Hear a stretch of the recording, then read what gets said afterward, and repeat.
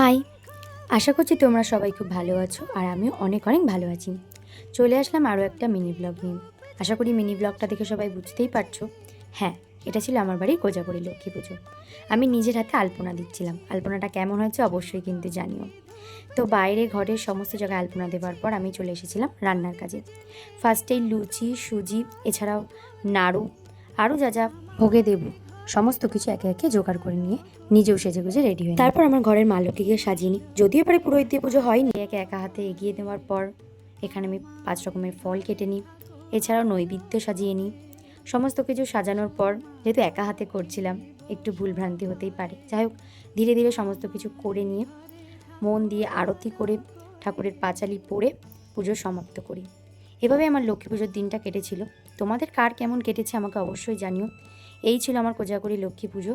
তারপর প্রসাদ সাথে সবার বাড়িতে দিতে যাই। যাই হোক, বাই।